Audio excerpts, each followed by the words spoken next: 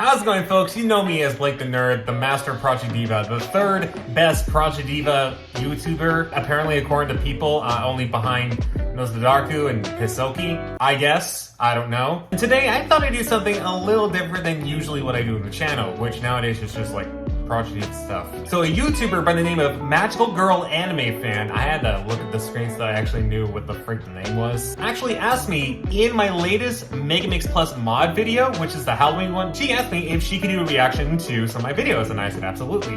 What she doesn't know is I'm going to be reacting to her reaction video to me. It's kind of like the Alpharad Pokemon Challenges thing, where Alpharad does a Nuzlocke, Pokemon Challenges reacts to it, and then Alpharad reacts to that, and then Pokemon Challenges reacts to it. Have I confused you yet? And I'm also checking the description, and it looks like she also mentions a couple of videos I also provided in the description below. I think one of them again is the Halloween one you should check out. I'm excited to try out something different. If you'd like to see more of this, let me know with a like. Let me know in the comment section who you want me to react to.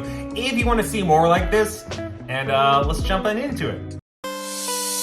Okay. First off, I don't know how much of that I could show because a lot of it is copyrighted, but damn, looking at that intro really got me flashbacks to the early 2010s and like late 2000s. Oh my gosh. So for those of you who are new to the whole YouTube scenario, you never grew up with YouTube, like probably me and a bunch of like other kids. Maybe even you grew up with it and you don't know it. Back in the early 2010s, early 2000s, because YouTube's copyright system isn't the way that it is, you can put in more copyrighted stuff like Disney parts of Disney clips or anime or even video games for that matter. That was pretty much the common trend to do, especially with intros in the days, especially those who make like YouTube poops or AMVs, even people who did Let's Plays also use footage of like gameplays in their intros. I would know because I actually did that myself. In fact, my earliest trailer that I can remember had like Japanese trailers for when Heart Gold Soul Silver was coming out. I believe in November back in the days, because they had in November and then we had in March. It was before they did like the whole release together thing. Nowadays, I can't really risk it because that's copyright, and outside of like vocal and music, copyright is very, very freaking strict. Welcome back to another reaction video. Oh my gosh, your background is not a green screen. Listen, I don't care what your background is, but if you give me a green background and I use Premiere Pro for the videos that I edit, you damn well know there's gonna be some funny shit in the background. Today I'm going to be reacting to Blake the Nerd. No, I honestly don't know if you know who this is, but please comment down below if you know who this is, and I'll heart it. You guys should go down to that video, which will be in the top right corner and the description. Leave a comment saying, I know who this guy is, so you can get your heart, and let's just blow up that comment section with people that know who he is.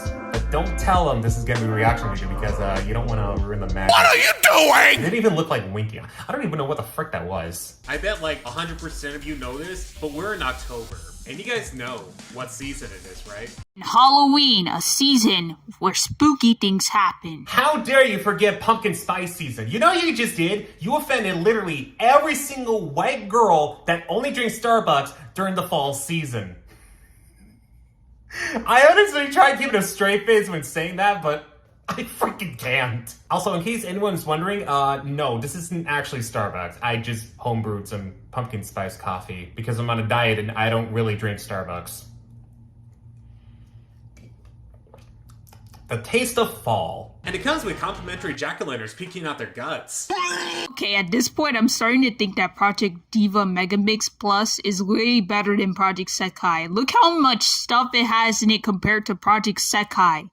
Hey, I'm gonna be honest with you, this is a really unpopular opinion. Okay, first off, for all the stuff, that's the power of modding, baby. But secondly, in terms of actual content, I hate to admit it, but Sakai actually does have better stuff. It actually has songs that should be in these sort of games, but aren't, slash were in the original other Project Diva games, like Diva X and Variety X, that are only in there now. Even after the 3DS shuts down, those are gonna be the ones you actually played without having to like buy the game for like over $50. Like, you're probably going to buy it anyway since there's still a few songs. If you haven't downloaded Variety X on the eShop by the time you're watching this, if it's still around, go buy it. It's $20. Or if you're watching this after it shut down, good luck finding a copy that's not over $50. Okay, dang, that there is just straight up awesome. The way he handles the little notes, yeah, those notes, that's just crazy.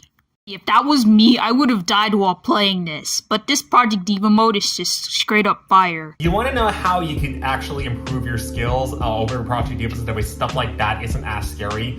Practice. It's like an old saying that's still relevant and still works really well to this day. Practice makes perfect. If you're afraid of doing extreme, just jump in with a 6-star and just play that. See how you experience with that. Trust me, I used to not like doing those kinds of songs. I would just shrug at the fact that someone requested an extreme song whenever I did like Minute 3 Night or something like that, because I was just that afraid of it. But when I tried it, for the most part, I didn't do that well. Obviously, I'm not the expert that like a lot of people think I am, but I've learned over the years. And for those of you who grew up with me ever since like Minute 39 or Project Diva X, the players, if you remember that, you obviously know I didn't have it that easy. But as I went on and played more of the games, practiced more and more of it, it became a lot easier for me to recognize my mistakes as well as what I can do to improve on it. And over the years, I've gotten actually pretty decent at some of the extreme songs. Some to the point where I've gotten an excellent or even a perfect on some of them. And Romeo and Cinderella, which by the way is 9 stars on extreme, I'm actually able to pass. And almost passed Gothic Loneliness in the Halloween video you haven't seen already. See where your mistakes are and just learn from that. It also helps in the Project Diva games that there's actually a practice mode where you can go through specific parts of the song in order for you to practice and actually kind of figure out what you're doing wrong with some of them, so that when you go back and actually attempt it to either a higher score or a higher rating, you know confidently well where you pick up on that and improve on that overall. By 0.6! Well, I guess you don't want it to be for Halloween. Salt! That part actually had me laughing. Let's go! A very cheesy and corny laugh that took me like 2 attempts to actually do made someone laugh! It's Pockers! Why did I say it that loud and that very obnoxious? I am so sorry. I just realized there's not that 25 one. Don't know why Sega didn't do this and the fans did this. Well, I'm grateful that the fans actually did this, but why didn't Sega do it? Because this could have been a very good idea. And you know what? It is a good idea. Because I like to see like the Project Sekai characters actually made inside of the original Project Diva art style, which is very amazing. Okay, first off, let's give a round of applause to all the modders who actually put in a lot of time and efforts to put in like the characters and the songs that you see in some of the mods like Hoshikuzu, Eden Project, and especially the mods you see in the video that she reacted to, Pikachu. They did fantastic jobs with that. Fans really know what they're doing. It's like fans do what Sega I tried to make a spin-off of what Sega does with Nintendo. Let me know if that worked or not. And as far as like modded content stuff, Sega, you know, Sonic for the most part is pretty much okay with it as long as you don't make money off of it. Which is why we saw Sonic Mini came to fruition, because it was inspired by people who made like Sonic fan games, and Sega noticed it, just like, hey, we want you to make a Sonic game for us, and they were happy with that. But in terms of why Sega would include like the Project Sekai characters and the music, it really comes down to Sega isn't 100% in charge of the Project Diva series. It's also worked with Krypton Future Media Incorporated, which also has PR Pro, so they're kind of like the working station for the games. Sega has ideas for the games, and once you use certain music, you have to go through Krypton Future Media Incorporated to make sure it's okay, and Krypton also works with Sega to make sure the game is how they want it to. It's not like something Sega entirely owns, like Sonic the Hedgehog, where they can put like anything they want, like Big the Cat in Sonic Frontiers and downloadable shoes based off of Sonic Adventure 2, is it? And heck, they even own Atlas now, so they put in like Sonic outfits in Persona and a Joker outfit in Sonic Frontiers, if anyone remembers that. I think a big reason why is because of the whole copyright system. And because these are the actual songs and not like covers or anything like that, they have to go through permission with each artist / record label in order to get the song into the game themselves. For example, something like an independent music artist like Circus P, they would probably just have to ask permission from the artist to use the song in the game. I'm not sure if that's how it works. Circus P, if you happen to be watching this, let me know if I'm correct or I'm just wrong, and feel free to explain the whole process if you want. I'm very interested. But for artists like KZ or even Neru, who made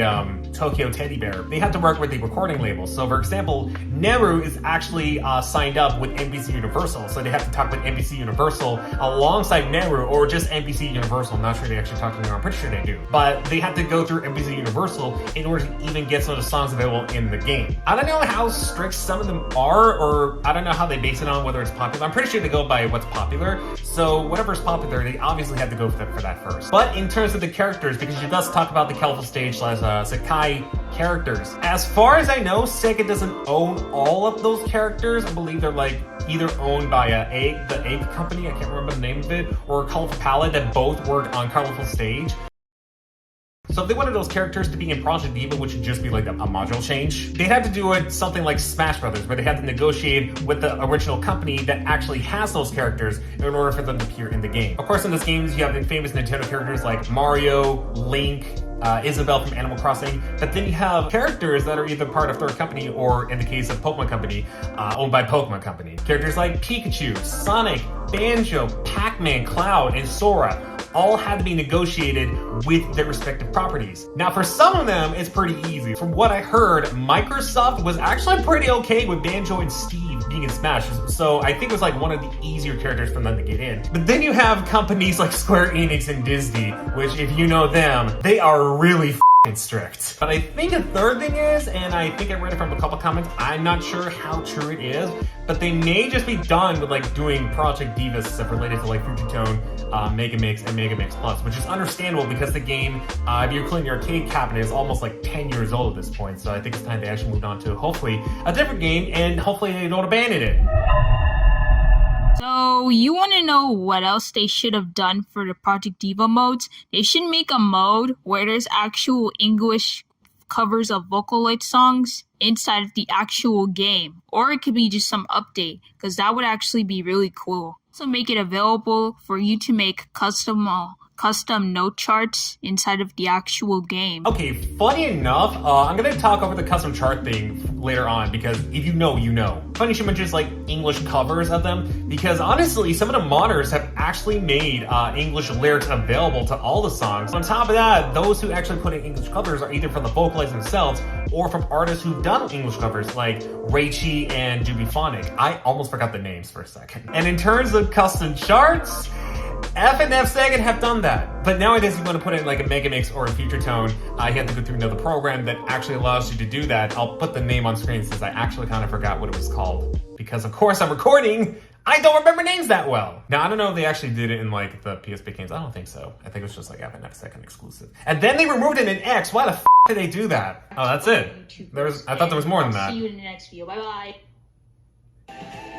Oh gosh, the outro's the same as the intro. I did not even realize that. Overall, that was not a bad reaction video. Obviously, minus the fact that you eliminated the pumpkin spicy joke because that was funny as frick in the video. There were some good points, some good talking points to talk about, so I'm glad I was able to bring up this video because I actually wanted to talk more about that sort of things, like how Project Diva doesn't have as much content, and it really should, but for other reasons, they can't really do that. How seeing other people chart extreme songs can be very impressive. Once you do it yourself, you realize, oh hey, it's not as bad, but I guess it also depends on the person. If you can't really do extreme, you feel like you can't do extreme, I say try it out and see for yourself whether you feel like you can't actually do it, or you might be surprised you might be able to. Also, thank you for making me appreciate pumpkin spice coffee that is not from Starbucks. Anyways, thank you guys for watching the reaction. I do have a couple of announcements I want to make. So first off is about the Project Diva Nuzlocke video I've been talking about for so long. So by the time you're watching this video, I've already completed the thumbnail. I've also completed the scripting and recording the script for that video,